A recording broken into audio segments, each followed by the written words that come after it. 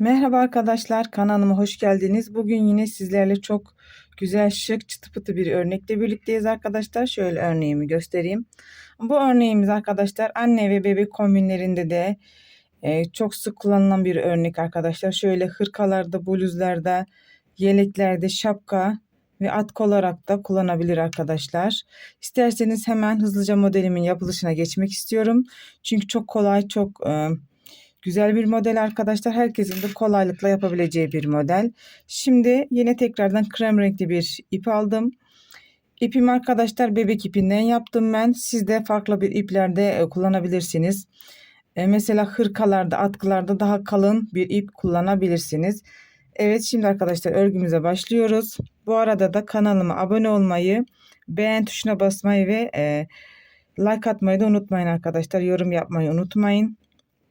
Evet, şimdi ilmek sayımız altının katları artı 5 ilmek. Yani bu 5 ilmek de kenar ilmeklerde dahil arkadaşlar. Bunu unutmayalım. Şöyle şimdi ben ilmeklerimi netleyeyim. Örneğimi de şöyle alayım sizler için.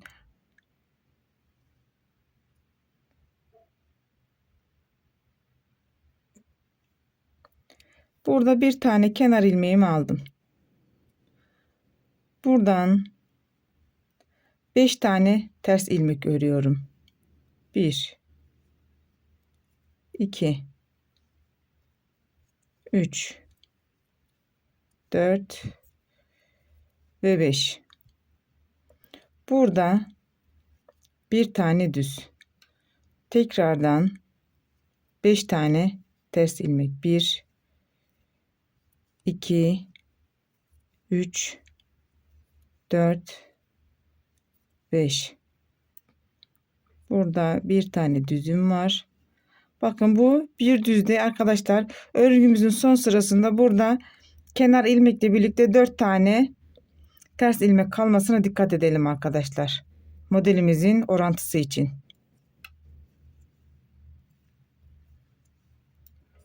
Ters ilmeklerimi de örüyorum. Burada birinci sıramızın arka yüzüne geçiyoruz. Düzleri düz, tersleri ters olarak örüyoruz.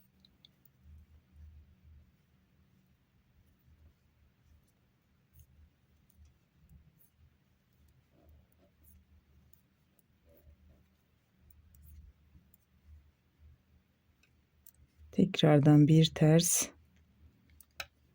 1 2 3 4 5 ve kenar ilmeğim. Evet arkadaşlar, bu şekilde birinci sıramızı tamamladık. 2 ve 3'ü de tamamlayıp dördüncü sıramızda arkadaşlar videomuza devam edelim. Evet, bakın şimdi dördüncü sıramızda, yani şöyle söyleyeyim, burada 1 2 3 4 5 6 tane bu şekilde ilmek olacak arkadaşlar. Şimdi burada rengimizi alıyoruz arkadaşlar. Yine bir tane bebek ipi, renkli bir ip kullanıyorum arkadaşlar. Burada bağlama yapıyorum.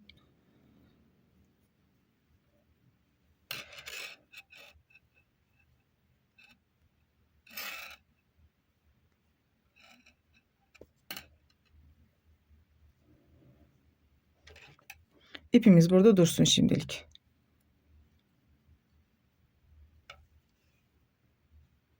Şöyle arka tarafa atalım ipimizi.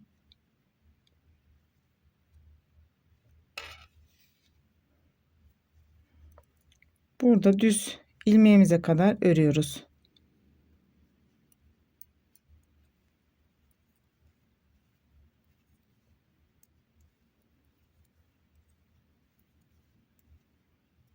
Beş tane ilmeğimizi ördük. Beyaz ipimi, yani krem rengi ipimi arkaya aldım bu şekilde. Şimdi renkli ipimi alıyorum. Kısalarını tutmuşum.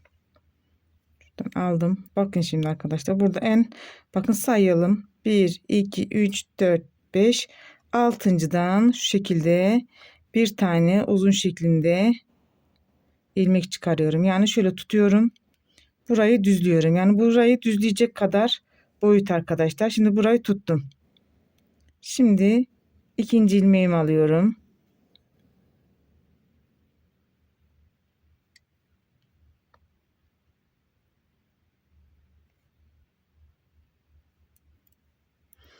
Bunu da tuttum. 2,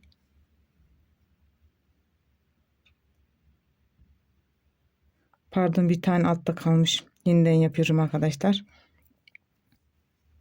Şu bir burada kalmış. 2,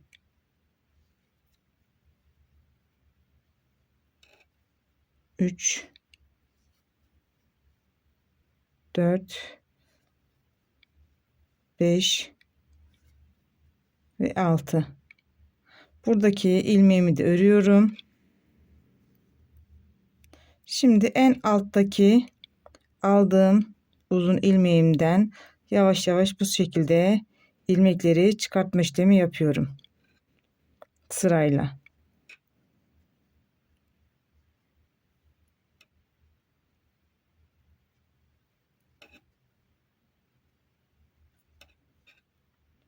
Bakın bu şekilde. Şimdi burada bir tane ilmeğim kaldı. Bunu da arkadaşlar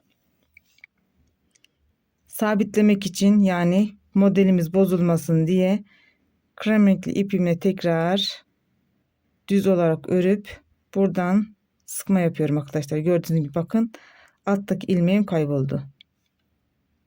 Bunu yapmamın sebebi arkadaşlar buradaki yaprak modelimizin bozulmaması için. Tekrar ters örüyorum.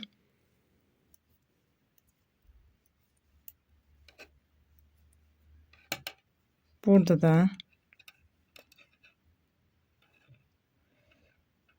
renkli ipimi alıyorum. Yine 1, 2, 3, 4, 5, 6.'yı aldık. Bu şekilde 1,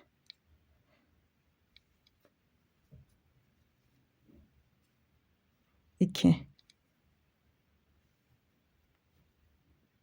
3, 4, 5, 6 ve bir de ilmeği ördük. Bakın şimdi sırayla buradan ilmeklerimi çıkartıyorum.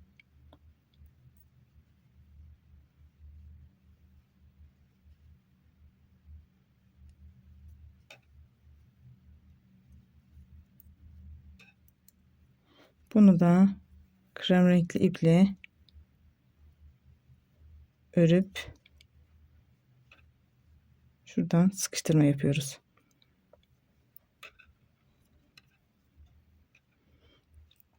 Tekrar arkadaşlar bunu şimdi şu sıraya gelelim. Kenarda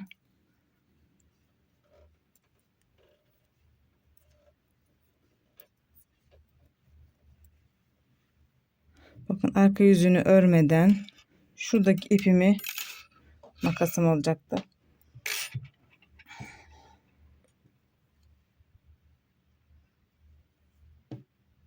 biraz uzun bırakıp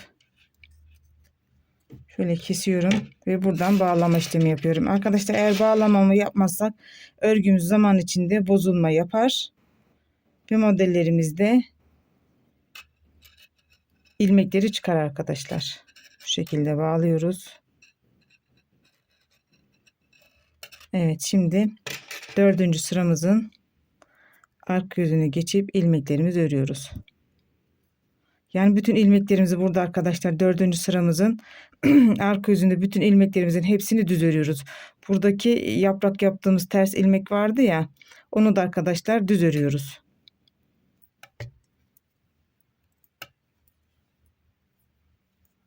Bu şekilde, çünkü ikinci modelimizin yapılışını arkadaşlar ayarlamak için ilmeklerini bu şekilde yapıyoruz. Yani dördüncü sıramızda bütün ilmeklerimizi düz olarak örüyoruz arka yüzünde.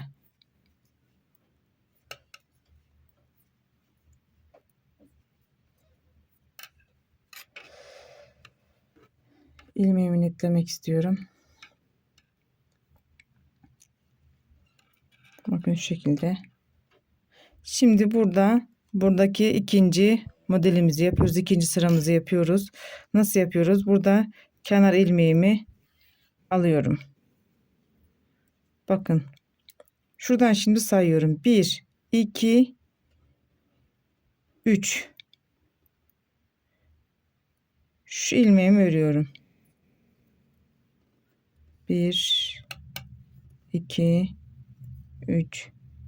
Şöyle ayarlayalım arkadaşlar. Bu ortamıza gelecek. Şunlar yanlarda. 2, 3. Ha, şuradan sayıyoruz. Pardon arkadaşlar. Bu 6. ilmek olacak. Ortadaki 1, 2, 3, 4, 5. Tamam. Bunu düz örüyoruz arkadaşlar. Yani kenar ilmekten sonra 2 tane ters ilmeğim var. Onu ördükten sonra bir tane düz örüyorum. 1, 2, 3, 4, 5. Buradan bir düz aldım. Tekrar 1, 2, 3, 2, 3, 4, 5.